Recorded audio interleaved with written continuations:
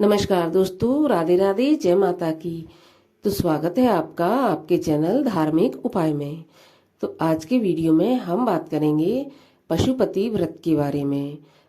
देखिए, जीवन में कोई भी समस्या चल रही, जैसे कि नौकरी नहीं मिलना और व्यापार में वृद्धि न होना, संतान की प्राप्ति नहीं हो रही, आपके विवाह में देरी हो रही है, या विवाह या दाम्पत्य जीवन सुखमय नहीं चल रहा है, किसी भी प्रकार की कैसी भी समस्या हो, इस चमत्कारी व्रत के प्रभाव से सारी समस्याएं दूर हो जाती हैं और मनोकामना पूरी होती है। ऐसा चमत्कारी ये व्रत है। तो आज के वीडियो में इसी व्रत के बारे में मैं आपको बताऊंगी, तो बने रहिए वीडियो में आखिरी तक। और यदि आपको अच्छा लगता है वीडियो, तो वीडियो को लाइक कर देना और चैनल को सब्सक्राइब कर लेना। तो चलिए अब जानते हैं पशुपति व्रत के बारे में। तो देखिए, पशुपति व्रत भगवान शंकर जी को प्रसन्न करने के लिए किया जाता है और इसमें कहते हैं कि बहुत ही शीघ्र मनोकामना पूरी होती है। जैसे कि सोमवार का व्रत होता है या फिर प्रदोष का व्रत होता है, उसी प्रकार से भगवान शिव को प्रसन्न करने के लिए ये पशुपति व्रत होता है। इसको भी सोमवार के दिन ही किया जाता है। और जब कभी भी आपको ऐसा लगता है कि आप किसी मुसीबत में या घोर संकट में हैं, चारों तरफ किसी प्रकार की कोई मदद नजर नहीं आ रही है, तो आप पशुपति व्रत जरूर करें। इसको आपको अवश्य करना चाहिए। इससे आपको जिस संकट से आप घिरे हो, उस संकट से अवश्य मुक्ति मिलेगी।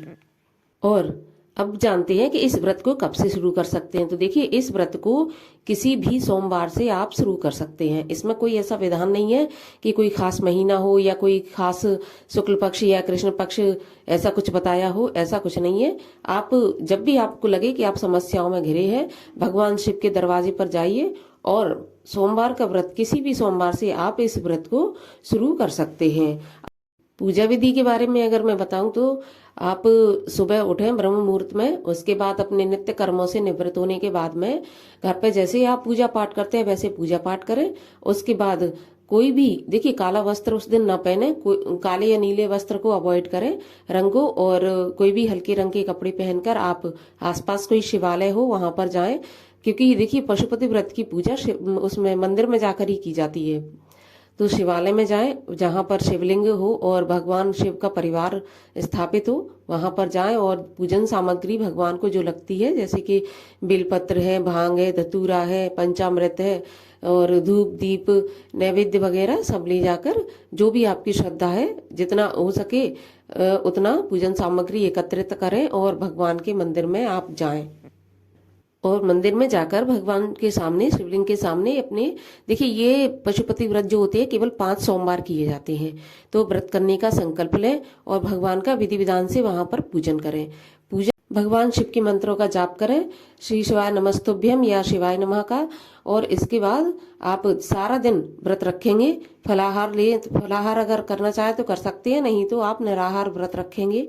और इसके बाद फिर दोबारा से शाम को आप नहा धोकर और स्वच्छ कपड़े पहनने के बाद में दोबारा से अपनी थाली लगाएं और भगवान शिव के मंदिर में, कहते हैं प्रदोष काल में पूजा भगवान शिव की जाती है, तो प्रदोष काल में फिर से आप मंदिर जाएं।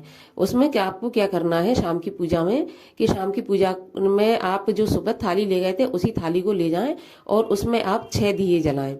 6 दिए जलाएं और कोई भी मीठा प्रसाद बनाएं। मीठा प्रसाद आप कुछ भी बना सकते हैं, जैसे कि खीर है, पंजीरी है और कोई भी मिठाई है दूध की बनी हुई, वो आप बना सकते हैं।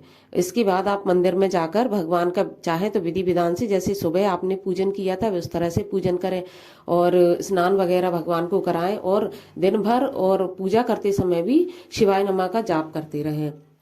इसके बाद जो आपने 5 दीपक बनाए थे, वो 6 दीपक बनाए थे, सॉरी, उसमें से 5 दीपक आपको भगवान के मंदिर में ही जलाना है और एक दीपक को जलाना नहीं है, थाली में ही रखा रहने देना है।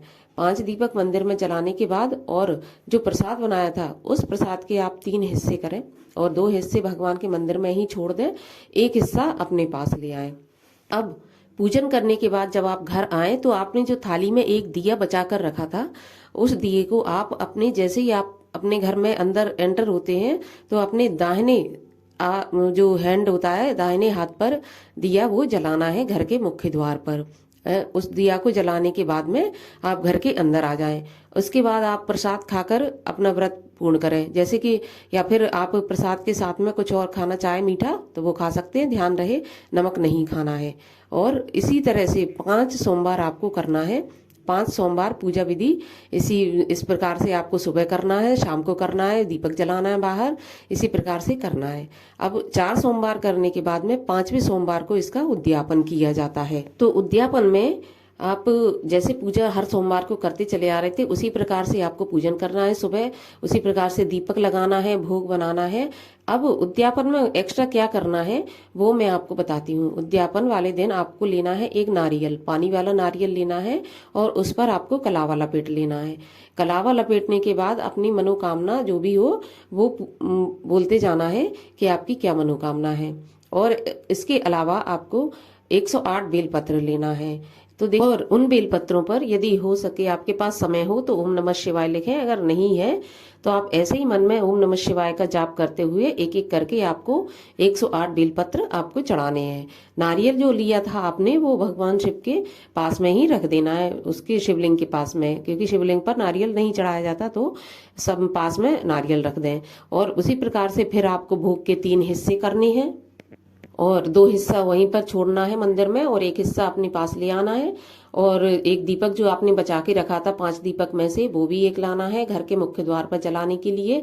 तो इसी प्रकार से आपको 5 सोमवार तक करना है। और 5 सोमवार करने के बाद आपको भगवान से अपनी मनोकामना जो भी हो वो कहना है। तो मैं आपको बताऊं कि 5 सोमवार आपके पूरे नहीं हो पाएंगे और आपकी मनोकामना पूरी हो जाएगी। अब इस प्रकार से आपको उद्यापन करके, और हाँ एक चीज और है कि जब भी आप उद्यापन के लिए जाएं तो साथ में दान सामग्री जरूर ले जाएं। जो कुछ नहीं तो सीधा भी ले जाना, सीधा जो होता है जो दिया जाता है पंडित जी को वो ले जाएं और वहाँ के पुजारी को आप दे दें, वो बहुत जरूरी होता है। साथ में दक्षिणा भी दे दें। इस प्रकार से आप अपने पशुपति व्रत 5 पूरे करें।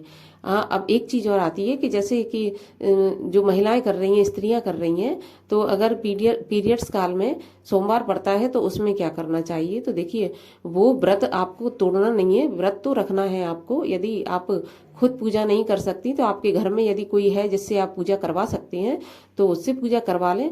और यदि आप नहीं करवा सकते, घर में कोई ऐसा नहीं है जिससे आप पूजा करवा सकें, तो आपको व्रत तो करना है लेकिन पूजा नहीं करना है। अब आपको जैसे कि 5 व्रत कर रहे थे, अब आपको करना है 6, क्योंकि एक व्रत आपका खंडित हो चुका था।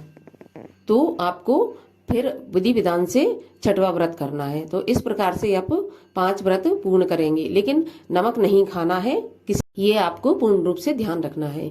तो इस प्रकार से यदि आप पशुपति व्रत करेंगे तो निश्चित ही आपकी मनोकामना पूरी हो जाएगी। तो ये थी पशुपति व्रत से जुड़ी जानकारी या विधि। और यदि आपको अच्छी लगी हो तो आप वीडियो को लाइक कर देना और चैनल को सब्सक्राइब कर लेना। मिलती हूँ आपसे अगले वीडियो में, तब तक के लिए राधे राधे, जय माता की।